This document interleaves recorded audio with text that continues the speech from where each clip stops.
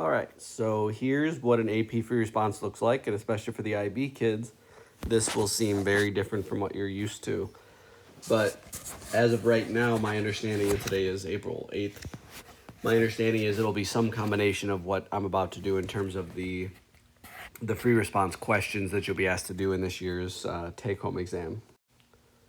All right, so it says Canada is an open economy that's currently in a recessionary output gap. So as I go through, I may just want to kind of make notes. Draw a correctly labeled graph of the LRAS, SRAS, and AD curves and show each of the following. So with the AP exam, they always tell you exactly, for the most part, what they want you to do and how they want you to label things. So label the current equilibrium output level as Y1 and PL1, GDP and price level, and full employment output as YF. So if I go through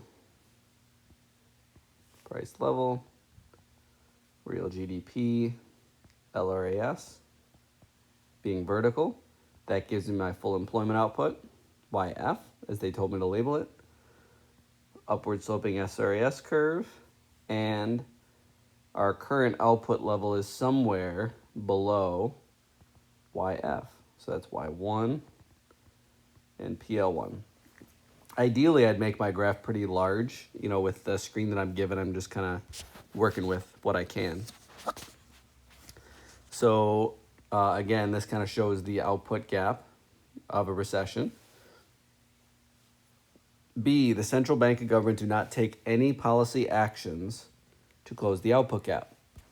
So with a phrase like this, what it tells me is they're talking about classical and that classical chain of events that happens. So explain how the economy will adjust to full employment in the long run. So for B1, it would be that SRAS would increase because wages would adjust downwards. And again, I'm going to abbreviate for the sake of this video. So wages adjust downwards and SRAS increases. And so the way that would look on the graph, that it doesn't say, actually it does here in B2, on your graph in part A, so you've already drawn, here's A. So in your graph in part A, show the economy, how the economy adjusts to full employment in the long run. So in the absence of intervention, SRAS will increase to get a real GDP back to our potential, our full employment output. And in this case, at a lower price level. So this would be SRAS2. I'm just showing in a different color so it's a little bit easier to note the change. So that is part B. Again, a lot of times it's a policy question that comes along with it, but in this case they're asking about the classical in a roundabout way, saying the central bank and government don't do anything, which should tip you off that it's classical. All right, so now as we get into C, and I kind of cleaned up the page here so you can see a little bit better. So suppose the Canadian government is unwilling to wait for the long-run adjustment process. So again, kind of saying like, forget about B, what if they decided to intervene? The marginal propensity to consume is 0.8, so that means my MPS is 0.2. The equilibrium real output is 500 billion, and the full employment is 540. So I know that we're going to need to increase GDP by 40 billion. Calculate the minimum change and indicate the direction of the change, and that direction just simply means positive or negative, in government spending required to shift the AD curve by the amount of the output gap.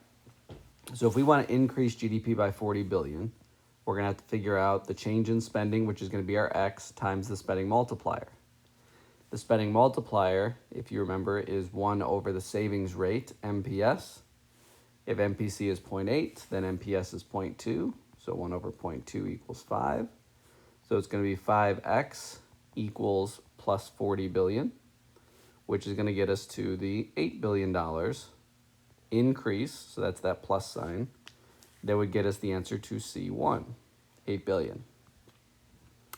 Then for C2, it says, calculate the minimum change and indicate the direction of the change in taxes required to shift the demand. So again, we want to increase GDP by 40 billion.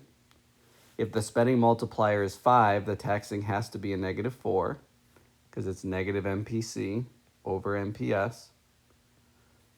X, which means we'd have to decrease taxes, negative, by $10 billion, as we solve for X. And so that'd be the answer for C2. So a little bit of classical and a little bit of simplicity in the graphing of A. Then we have in B classical. Then C, we deal with the Keynesian multipliers of the spending and taxing. D, we're going to get into here in a minute. And then E kind of deals with the foreign exchange market. So the reason I picked this question first was because it has so many different parts kind of built in. So let me clean up the screen, and then I'll do D and E. All right, D. Assume instead the Canadian Central Bank, so monetary policy, takes actions to restore the economy to full employment output by influencing investment spending. Draw a correctly labeled graph of the money market and show the effect of the actions taken by the central bank on the equilibrium interest rate. So, with the graph, central bank, we're talking about, well, we're in a recession, so we want to use easy monetary policy and increase the supply of money. So the interest rate in the money market is the nominal interest rate. They're not going to have you graph on this year's AP exam because it's a take-home, but that's what we label it. And then we have the quantity of money. We have the supply of money being vertical because the Fed sets that supply. And the demand for money is downward sloping. So here's the quantity 1. And they ask us to show the effect on the nominal interest rate. So when the Fed increases the supply of money, that decreases the nominal interest rate on IR2 and Q2. So that would be the direct impact of the central bank on the money market. So then on to E. Canada and Mexico are trading partners. Draw a correct little graph of the foreign exchange market of the Canadian dollar and show the effect of the change in the interest rate in part D, which we lowered the interest rate in D on the value of the Canadian dollar with respect to the Mexican peso. So we're looking at the Canadian dollar market.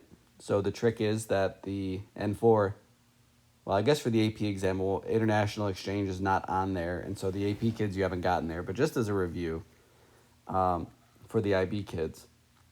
So we would put the Mexican peso, because the Canadian dollars goes on the bottom. Quantity of Canadian dollars.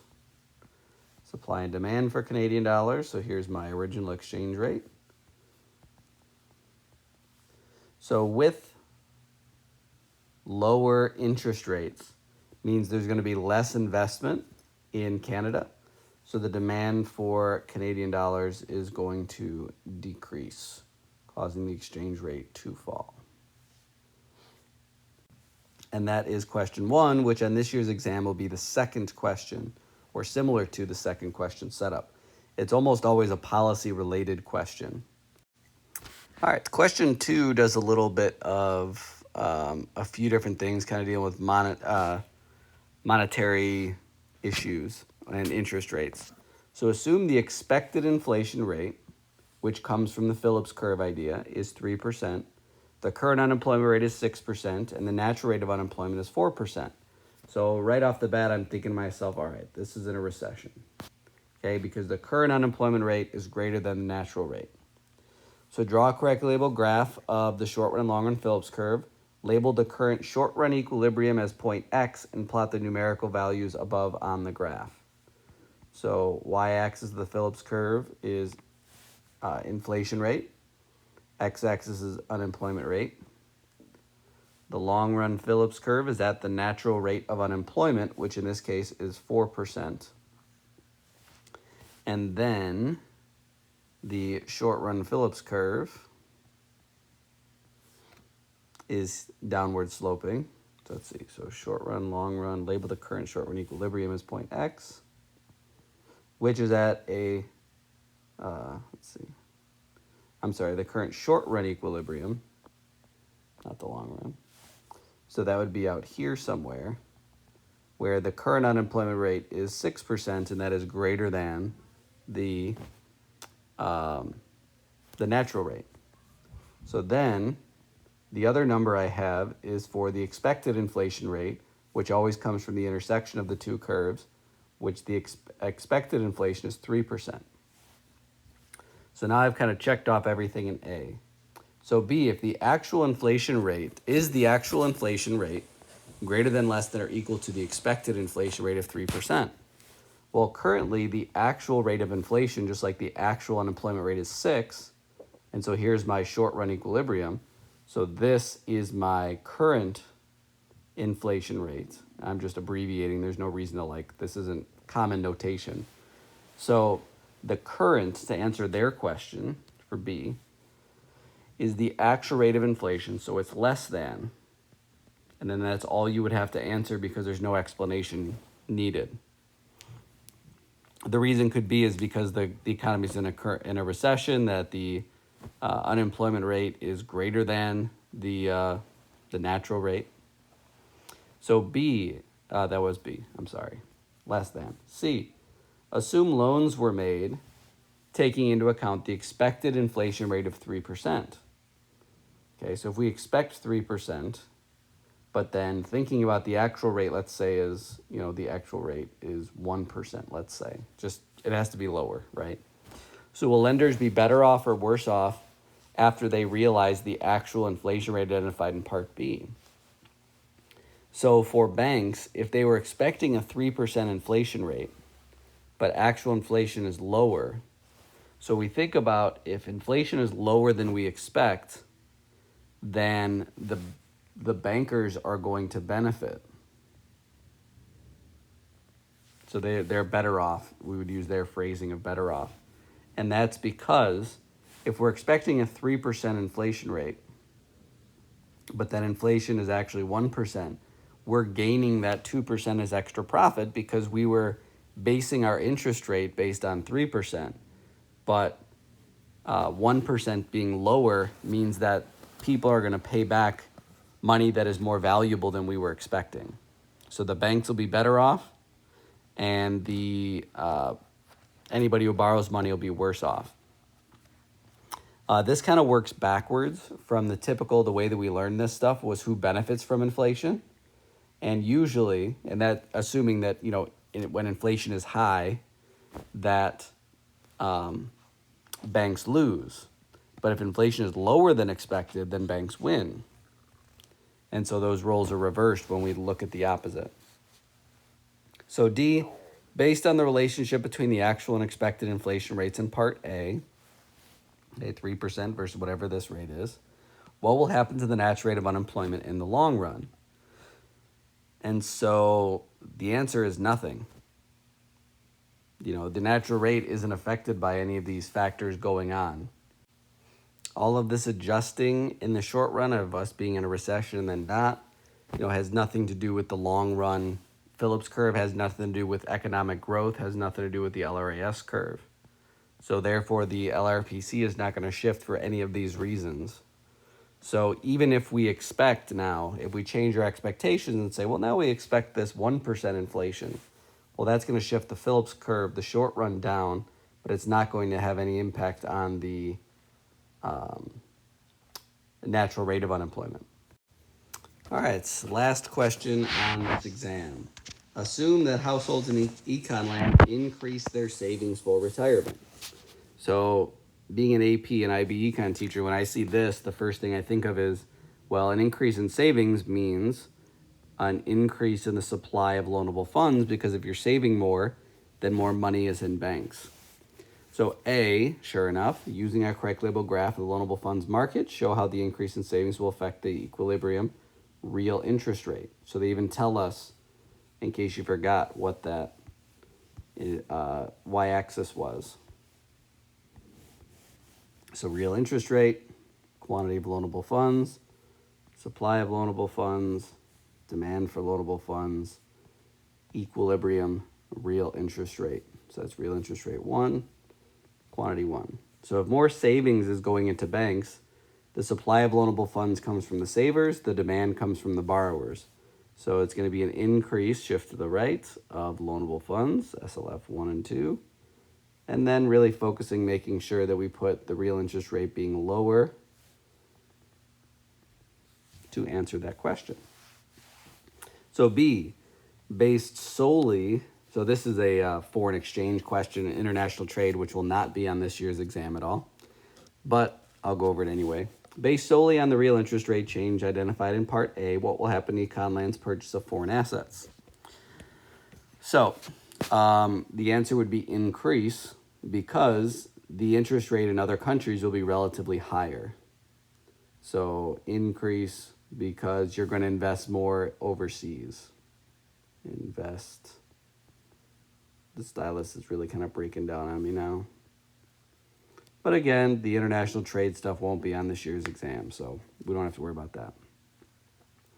Consider the foreign exchange market for Econland's currency. So again, not going to be on this year's exam, but the IB kids, you've kind of covered this a little bit already, so I'll just kind of go through it a little bit.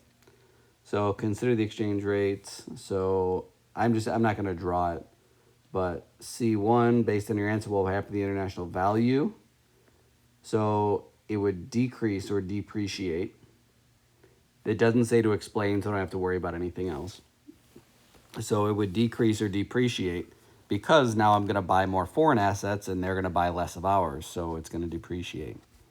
And then C2, based on your answer in part C1, which was decrease or depreciate,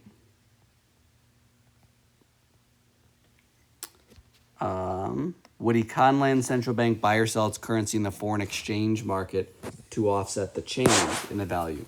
So if the central bank wanted to kind of like fix its exchange rate, then what they would do is buy their currency. And it does not say the word explain, so you know they're either going to buy or sell its currency. And so that's really what they're looking for, is either to buy or sell.